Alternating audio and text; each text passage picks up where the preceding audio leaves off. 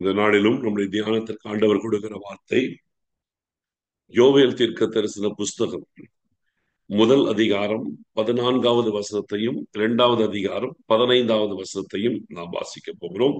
யோவேல் தீர்க்க தரிசன புஸ்தகத்தில் முதல் அதிகாரம் 14வது வசனம், 2வது அதிகாரம் 15வது வசனம். பரிசுத்த உபவாச நாளை நியமியுங்கள், விசேஷித்த ஆசரிப்பை கூறுங்கள், மூப்பரையும் தேசத்தின் எல்லா குடிகளையும் உங்கள் தேவனாகி கர்த்தரின் ஆலயத்தில் கூடி வர செய்து கர்த்தரை நோக்கி கூப்பிடுங்கள். 2ஆம் அதிகாரம் 15வது வசனம். சீயோனிலே எக்காலம் ஊதுங்கள், பரிசுத்த உபவாச நாளை நியமியுங்கள், விசேஷித்த ஆசரிப்பை கூறுங்கள். இந்த 2 வசனங்களும் திரும்ப திரும்ப பரிசுத்த உபவாச நாளை நியமியுங்கள் என்று சொல்லி ஆண்டவர் சொல்றார். இந்த பரிசுத்த உபவாச நாளை நியமிக்கும்படி இந்த யோவேல் தீர்க்கதரிசியின் இடத்திலே ஆண்டவர் திரும்ப திரும்ப இந்த ஒரே விஷயத்தை வலியுறுத்த காரணம் என்ன? இந்த யோவேல் தீர்க்கதரிசியின் காரியங்கள் பார்த்தீங்கன்னா, ஒரு கடைசி காலத்தின் நிகழ்ச்சிகள், நிகழ்வுகள், அதை குறித்த சில காரியங்களை கர்த்தர் இங்கே சொல்றார். அது என்னன்னு கேட்டீங்கன்னா, பின்மாறி காலத்தின் மழை, ஒரு எழுப்புதலின் அபிஷேகம். இந்த யோவேல் தீர்க்கதரிசன புஸ்தகத்துலதான் பார்க்கும்போது 2ஆம் அதிகாரத்திலே 28 பாத்தீங்கன்னா தெரியும், கடைசி நாட்களில் நான் மாம்சமான யாவர் மேலும் என் ஆவியை ஊற்றுவேன், அப்பொழுது உங்கள் குமாரரும் உங்கள் குமாரத்திகளும் தீர்க்க தரிசனம் சொல்லுவார்கள், உங்கள் மூப்பர் சொப்பனங்களையும் வாலிபர் தரிசனங்களையும் காண்பார்கள் என்று சொல்லி சொல்லப்பட்டிருக்கிறது. அப்போ இந்த இடத்துல பார்க்கும் பொழுது இந்த கடைசி நாட்களிலே ஆவியானவருடைய கிரியைகள் பலமாய் வெளிப்பட்டு வெளியரங்கமாய் ஆவியானவர் கிரியை செய்கிறதான ஒரு காரியத்திற்கு நேராய் ஜனங்களை ஆயத்தப்படுத்துகிற ஒரு காரியம்தான் யோவேல் மூலமாய் வருகிறது. இந்த அபிஷேகம் ஊற்றப்பட்டு அதன் மூலமாய் வரங்கள் செயல்படுவதும் வல்லமை வெளிப்படுவதும் ஜனங்கள் ஆண்டவரை தேடுவதும் இப்படிப்பட்ட ஒரு எழுப்புதல் வெடித்து கிளம்பி மகிமைப்படுவதற்கான ஆயத்தத்தை தான் இந்த யோவேல் தீர்க்கதரிசியின் மூலமாய் கர்த்தர் சொல்லிக் கொண்டு வருகிறார். அப்போ இந்த விஷயம் நடப்பதற்கு முக்கியமான காரியம் பரிசுத்தமான உபவாச நாளை நம்ம நியமிக்கணுங்கிறார். பரிசுத்த உபவாச நாள், நீங்க வேதத்தில் நீங்க பழைய ஏற்பாட்டெல்லாம் பார்க்கும்போது உபவாச நாள், உபவாச காரியங்கள் அப்படி நிறைய இருக்கும். ஆனா அந்த உபவாசங்கள்லாம் பார்க்கும்போது பல நேரத்திலே தெய்வ பிள்ளைகள், இப்ப நெகேமியா போன்றவர்கள், எஸ்ரா போன்றவங்க எல்லாம் நல்ல உபவாசத்தை ஆரம்பித்தாங்க. எஸ்ராவின் புஸ்தகம் 8ஆம் அதிகாரம் 21ஆம் வசனத்தை பார்த்தீங்கன்னா, நாங்கள் எங்கள் தேவனாகி கர்த்தரிடத்தில் எங்கள் வழிகளுக்காகவும் எங்கள் பிள்ளைகளுக்காகவும் எங்கள் பொருட்களுக்காகவும் சகல வழிகளையும் கர்த்தருக்கு தேடவும் அப்படின்னு வரும்.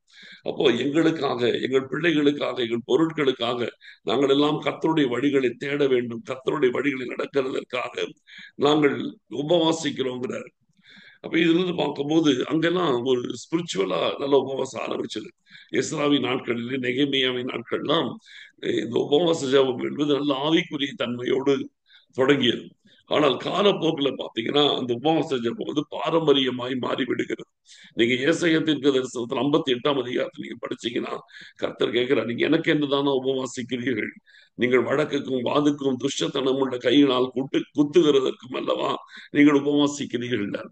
அப்போ உபவாசம் பண்ணுவது பார்க்கும்போது ஆரம்பத்துல நல்ல ஒரு தேவ மனுஷன் மூலமாய் கொண்டு வரப்பட்ட போது நல்ல விதத்தில் இருந்தது. ஆனால் காலப்போக்கிலே அந்த உபவாச ஜெபம் என்பது அப்படியே மழுங்கி விட்டது, அதனுடைய பாரம் குறைந்து விட்டது. வழக்குக்கும் வாதுக்கும் துஷ்டத்தனம் உள்ள கையினால் குத்துகிறதற்கும் உபவாசிக்கிறார்கள் அப்படின்னு என்ன அர்த்தம்? அந்த உபவாசத்தின் மூலமாய் மற்றவங்களை கட்டுறாங்க, மற்றவங்களுடைய காரியத்திற்கு விரோதமாய் செயல்படுகிறார்கள், அவங்களுடைய பிரச்சனைகளை அதில் முன்வைக்கிறாங்க. இப்ப ஆண்டவர் சொல்றாரு, உங்கள் சொந்த பிரச்சனை, சொந்த வழக்கு, சொந்த வாது இது போல சொந்த பிரச்சனைகளை கொண்டு வந்து ஆவிக்குரிய காரியத்துல அதோடு கூட கலக்காதீங்கிறார். உங்கள் சொந்த பிரச்சனைக்காக உபவாசம் பண்ணிட்டு இருக்காதீங்க. இந்த உபவாசம் பண்ணி நீங்கள் ஆவிக்குரியவனுடைய ஆவிக்குரிய தன்மையை கெடுத்து போட்டுறாதீங்க. அப்ப இந்த இடத்துல ஆண்டவர் அதெல்லாம் சரிப்படுத்துறார். அவங்களுடைய உபவாச ஜபத்தை குறித்து ஆண்டவர் சொல்லி அவர்களை படிப்படியாய் கர்த்தர் பக்குவப்படுத்துகிறதை பார்க்க முடிகிறது. இப்படி கொண்டு வந்த ஆண்டவர் இப்போ கடைசி காலத்துக்கு அந்த உபவாச ஜபத்தை மீண்டும் கையில் எடுக்க வைக்கிறார். ஆனா இப்போ ஆண்டவருடைய காரியம் பார்த்தீங்கன்னா, இவர்களுடைய உபவாசம் ஆண்டவருடைய ஆவிக்குரிய செயல்பாடுகள் வெளிப்பட வேண்டும் என்பதற்காக இங்கே உபவாசமானது அறிவிக்கப்படுகிறது. ஆண்டவர் அதை ஊக்கப்படுத்துகிறார். அப்ப இந்த இடத்துல அவங்களுடைய தேவைகளுக்காக உபவாசம் பண்ணல, அவங்களுடைய சொந்த பிரச்சனைகளுக்காக பண்ணல. அதுக்கு முன்னால ஏசாயா 88 பாத்தீங்கன்னா அவங்களுடைய சொந்த காரியங்களுக்காக உபவாசம் பண்ணியிருக்கிறாங்க. அவங்களுடைய வழக்கு வாதிரி இப்படி போல காரியங்களுக்காய் உபவாசம் பண்ணியிருக்காங்க. ஆனால் யோவேல் மூலமா வரும்போது ஆண்டவர் இந்த உபவாச ஜெபம் ஒரு உன்னதமானது, தெய்வ பலத்தை நிரப்பக்கூடியது, உங்கள் வாழ்க்கையில ஒரு பெரிய அதிசயங்களை தெய்வ திட்டத்திற்குள்ளே உங்களை நடத்தக்கூடியது. அதற்கு நாம் உபவாசம் பண்ணணும். நாம் ஆவியனுடைய நிறைவு வர வேண்டும் என்பதற்காக உபவாசம் பண்ண வேண்டும். இந்த ஜனங்கள் இவர்கள் ஆவிக்குரிய வாழ்க்கையில தொய்ந்து போயிருக்கிறார்கள். இவர்களை எழுப்புதலுக்கு நேரம் ஆயத்தப்படணும்.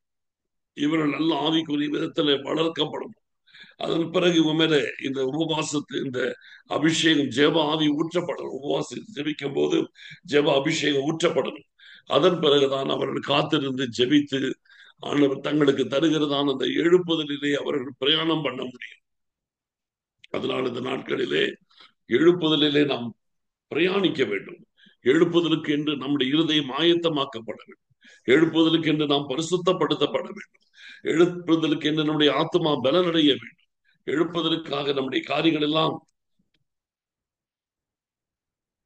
எழுப்புதலுக்காக நம்முடைய காரியங்கள் எல்லாம் நேர்த்தியாக இருக்க வேண்டும். எழுப்புதலுக்காக நம்முடைய காரியங்கள் எல்லாம் தேவ நாமத்திற்கு மகிமையாக இருக்க வேண்டும். எழுப்புதலுக்காக நம்முடைய காரியங்கள் எல்லாம் கர்த்தருக்கு பிரியமாக இருக்க வேண்டும். அதற்காக கர்த்தர் நம்மை பலப்படுத்துவதற்கு ஆண்டவர் நம்மை உபவாசிக்கும்படிக்கு செய்கின்றார். ஆண்டவருடைய கிருபையுள்ள கரம் இந்த கடைசி நாட்களில் உபவாசித்து ஒரு ஆவிக்குரிய பின்மாறி மழைக்காகவே ஆயத்தப்படுத்துகிறார். இது சொந்த தேவைக்காக அல்ல, பாரம்பரியத்திற்காக அல்ல, அல்லது பலவிதமான காரியங்களுக்காக அல்ல. ஆனா இன்னைக்கு இந்த நாட்களில் சபைகளுக்கு இது தேவையா இருக்கிறது. ஏன்னா இந்த நாட்களில் பல உபவாச ஜபத்தின் தலைப்பை நீங்க பார்த்தாலே தெரியும். ஆசீர்வாத உபவாச ஜபம் அப்படின்லாம் இருக்கும். அந்த ஆசீர்வாத உபவாச ஜபம் என்று சொல்லி சொந்த ஆசீர்வாதத்திற்காக உபவாசித்து ஜெபிக்கிறதான ஒரு பழக்கத்திற்குள் சபை போய்விடுகிறது. ஆவிக்குரிய மந்த நிலைமைக்குள் போய்விடுகிறது. சொந்த காரியத்திற்காக நிறைய பேர் இதுக்காக உபவாசம் பண்ணி கூட உபவாச ஜபத்துல ஜெபிகள் என்று சொல்லி உலக தேவைகள், உலக பிரச்சனைகள், உலக காரியங்கள் இதையே முன்வைக்கிறார். ஆனால் ஆண்டவர் இங்கே பரிசுத்த உபவாச ஜபத்தை நியமிக்க சொல்வது என்பது ஏதோ சொந்த தேவைக்காக அல்ல, சொந்த பிரச்சனைக்காக அல்ல, சொந்த காரியங்களுக்காக அல்ல. ஆண்டவருடைய காரியம் தேவ ராஜ்யத்துக்கு கொடுத்த காரியம், தேவ மகிமைக்குரிய காரியம், தேவ வல்லமைக்குரிய காரியம், தேவ வரங்கள் செயல்படக்கூடிய காரியம், ஒரு எழுப்புதலுக்குரிய காரியம். இந்த விஷயத்திலே ஆண்டவர் உபவாசத்தை கையில் எடுக்க சொல்றார். அப்ப ஆண்டவர் இடத்துல உபவாசத்தை கையில் எடுக்க சொல்வதற்கான நோக்கம், திட்டம் இங்கே ஆவிக்குரியதாய் மாற்றப்படுகிறது. இந்த நாட்களிலும் நம்முடைய வாழ்க்கையிலே நாம் உபவாசம் பண்ண வேண்டிய நாட்கள் இருக்கிறது. மணவாளன் தங்களோடு இருக்கையில் மணவாளனுடைய தோழர் உபவாசிப்பார்களா? மணவாளன் தங்களை விட்டு எடுபடும் நாட்கள் வரும், அப்பொழுது உபவாசிப்பார்கள் என்று ஆண்டவர் சொன்னார். அப்போ இது உபவாசிக்க வேண்டிய காலம். எதற்காக என்று கேட்டீங்கன்னா, கடைசி நாட்களில் ஆண்டவருடைய வல்லமை, ஆண்டவருடைய வரங்கள், ஆண்டவருடைய மகிமை வெளிப்பட்டு ஆண்டவர் அந்த இடத்திலே தம்முடைய எழுப்புதலின் காரியங்களை விளங்கப்பட வேண்டும் என்பதற்காக ஆண்டவர் உபவாசிக்க வைக்கிறார். ஆண்டவர் இதற்காகவே நம்மை அழைக்கிறார். அப்ப இந்த நாட்களில் நம்முடைய நோக்கங்கள் சீர்படுத்தப்பட வேண்டும், தரிசனம் சீர்படுத்தப்பட வேண்டும். உலக காரியங்களை தாண்டி ஆவிக்குரிய சிந்தனை உள்ளவர்களாய் ஆண்டவருக்காய் உபவாசிக்க வேண்டும். நமக்காக உபவாசிக்கிற காலம் அல்ல, ஆண்டவருக்காக நாம் உபவாசிக்க வேண்டும். ஆண்டவருக்காகவே நம்முடைய காரியங்கள் காணப்பட வேண்டும். அப்ப இந்த உபவாச ஜபங்கள் எல்லாம் ஆண்டவர் அவருடைய நாமத்தின் மகிமைக்காக கர்த்தர் நம்மை கொண்டு வர சொல்லுகிறார். ஆகையால் இந்த நாட்களில் நாம தான் நியமிக்கிறோம். ஆண்டவர் நம்முடைய வாழ்க்கையிலே அவர் உபவாசிக்க சொல்லுகிறார். ஆனால் அந்த காலத்தையும் நேரத்தையும் தீர்மானிக்க வேண்டியது, அந்த உபவாச ஜபத்தை நியமிக்க வேண்டியது நம்முடைய கருத்தில் வைக்கிறார். நீங்கள் நியமிக்க, நம்மளதான் நியமிக்க சொல்றார். அதனால் இந்த நாட்களிலே நாம் தேவ சமூகத்திலே இதற்கான விசேஷித்த நாட்களை நாம தான் நியமிக்கணும். சபையில நடக்கிற உபவாச ஜபங்களிலே நம்ம இணைந்து உபவாசத்தோடு நம்ம ஜெபிக்கணும். அந்த நாள்ல ஜெபிக்கும் போது உண்மையிலேயே பாரத்தோடு அதுல ஒரு நேரத்தை ஒதுக்கி ஜெபிக்கணும். தனிப்பட்ட விதத்திலையும் அதை செய்யணும். அதே போல சேர்ந்து ஜெபிக்கும் பொழுது பாத்தீங்கன்னா ஜனத்தை கூட்டுங்கள் அப்படிங்கிறார். அப்ப சேர்ந்து உபவாசிக்கிறதுலையும் நாம ஈடுபட வேண்டும், தனித்தும் நம்ம செய்ய வேண்டும். இந்த உபவாசங்கள் தான் தேவ சமூகத்திலே கர்த்தர் பெரிய காரியங்களை, அதாவது எழுப்புதலை ஏற்படுத்துவதற்கு காரணமாய் அமைய போகுது. அதனால இந்த நாட்களிலே கர்த்தர் நம்ம ஒவ்வொருவரையும் நீங்கள் இப்பொழுது இருப்பதை விட இன்னும் தீவிரமாய் ஆண்டவரை தேடுங்கள், உபவாசித்து ஜெபிக்கிற பழக்கத்துக்கு வாங்குகிறார். உங்களால் அதிக நேரம் ரொம்ப நேரம் ஜெபிக்கணும்னு நீங்க நாட்கணக்கிலே முடியலனாலும் ஒரே ஒரு வேளை உணவை தவிர்த்து கூட நீங்கள் உபவாசிக்கலாம். சரியா? உங்களுக்கு நாட்கணக்கில உபவாசிக்க முடியாது அப்படின்னா அதெல்லாம் கவலை கிடையாது. உங்கள் வசதிக்கு ஏற்ற விதத்தில், உங்கள் சூழ்நிலைகளுக்கு ஏற்ற விதத்தில், உங்களுடைய பயிற்சிக்கு ஏற்ற நிலைமையிலே, உங்களுடைய பழக்கம் எப்படி இருக்கு அதுக்கேற்ற விதத்திலே ஒருவேளை உணவை நீங்கள் தவிர்த்து ஜெபிக்கலாம், அல்லது 2 வேளை உணவை தவிர்த்து நீங்கள் ஜெபிக்கலாம். அப்படி ஒரு சிறுக சிறுக நீங்கள் ஆரம்பிங்க. எடுத்தோடனே பெருசா ஆரம்பிக்கணும்னு அவசியம் கிடையாது. எடுத்தோடனே சின்ன விஷயத்தில் ஆரம்பித்து சின்ன விதத்திலே நீங்கள் ஜெபத்தை நீங்கள் ஆரம்பிங்க. அப்படி நீங்கள் ஜெபிக்கும் பொழுது கர்த்தர் நிச்சயமாகவே பெரிய காரியங்களை செய்வார். நீங்கள் உபவாசித்து ஜெபிக்கிறீர்கள் என்றால் அந்த நாள் உங்கள் சொந்த வேலைகள் எதையுமே செய்யாதபடிக்கு அதை விட்டு விலகி வர வேண்டும். சொந்த காரியங்கள் எல்லாம் தவிர்த்து விட்டு உபவாசம் இருக்க வேண்டும்.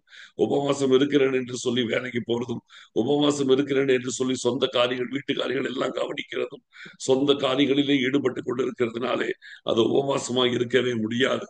அது பட்டினி கிடக்கிறதாகத்தான் காணப்படும். அதனாலே நாம் எதை செய்தாலும் நேர்த்தியாய் செய்ய வேண்டும். அதற்கென்று ஒரு நாளை நியமிக்கணும். அந்த நாள் நீங்கள் ஆண்டவருக்கென்று செலவிடுகிற நாளா இருக்கணும். அதுல வேற சொந்த காரியத்தை கொண்டு வந்து அதுல நிறைக்க கூடாது. அது முழுக்க முழுக்க ஆண்டவருக்காய் ஒதுக்கப்பட்ட நேரமாக இருக்கணும். அப்படி நீங்கள் போக்கஸ் பண்ணி நீங்கள் ஜெபிக்கும் பொழுது நிச்சயமாகவே ஆண்டவராகி கர்த்தர் உங்களுடைய ஜெபத்திற்கு கர்த்தர் நல்ல பலனை கொடுப்பார், பெரிய காரியங்களை செய்வார். ஆண்டவர் இந்த நாட்களிலும் தீவிரமாய் தாகத்தோடு அவரை தேடுகிறவர்களையே கர்த்தருடைய கண்கள் தேடிக்கொண்டிருக்கிறது. தம்மை குறித்து உத்தம இருதயத்தோடு இருக்கிறவர்களுக்கு தம்முடைய வல்லமையை விளங்கப்படும்படி கர்த்தருடைய கண்கள் பூமி எங்கும் உலாவிக் கொண்டிருக்கிறது என்று வேதம் சொல்லுகிறது. அதனால இந்த நாட்களிலும் அவரை குறித்த உத்தம இருதயத்தோடு, தாகத்தோடு, வாஞ்சையோடு நீங்கள் ஃபாஸ்டிங்கை கையில் எடுத்து பாருங்க. ஆண்டவர் நிச்சயமாகவே உங்களை தம்முடைய சித்தத்தின்படி எல்லாம் எடுத்து பயன்படுத்த அவர் ஆயத்தமாய் இருக்கிறார். இப்பொழுதும் கர்த்தரை நான் நோக்கி பார்ப்போம். ஸ்தோத்திரம் ஆண்டவரே, எங்கள் அருமையான பரிசுத்தமுள்ள பிதாவே, இந்த நாட்களில் அப்பா சாதாரணமான ஜெபங்களை தாண்டி நாங்கள் உபவாசித்து ஜெபிக்கவும் உடைய பாதத்தில் அமரவும் ஆவிக்குரிய காரியங்களுக்காக, தேசத்திற்காக, சகல காரியங்களுக்காக நாங்கள் ஜெபிக்கிறவர்களாய் எங்கள் ஆண்டவர் எங்களை நடத்துவதற்காக உமக்கு ஸ்தோத்திரம், நன்றி செலுத்துகிறோம். ஆண்டவரே, நாங்கள் உம்மை ஸ்தோத்திரிக்கிறோம். Thank you Jesus. Hallelujah, hallelujah, hallelujah. உமக்கு நன்றி செலுத்துகிறோம் அப்பா. உமக்கே மகிமை, உமக்கே துதிகள், உமக்கே ஸ்தோத்திரம். Thank you Jesus. இந்த நாட்களில் எமது பிள்ளைகளை ஆண்டவரே உபவாசிக்கும் பழக்கத்திற்குள் கர்த்தர் கொண்டு வந்து ஆவிக்குரிய ரீதியாய் ஒவ்வொருவரையும் உருவாக்கி ஆண்டவர் மகிமைப்படுவதற்காக ஸ்தோத்திரம். நன்றி ஆண்டவரே, சோத்தரிக்கிறோம், சோத்தரிக்கிறோம், சோத்தரிக்கிறோம், சோத்தரிக்கிறோம். தாழ்த்தி ஒப்பு கொடுக்கிறோம் ஆண்டவரே, நீங்க மகிமைப்படுவதற்காக ஸ்தோத்திரம். நன்றி அப்பா, ஸ்தோத்திரம். துதி கன மகிமை யாவும் நாங்கள் உமக்கு செலுத்துகிறோம். இயேசு கிறிஸ்துவின் மூலம் ஜெபிக்கிறோம் நல்ல பிதாவே, ஆமென். என் ஆத்துமாவே கர்த்தரை சோதரி, என் முழு உள்ளமே அவருடைய பரிசுத்த நாமத்தை சோதரி. என் ஆத்துமாவே கர்த்தரை சோதரி, அவர் செய்த சகல உபகாரங்களை மறவாதே.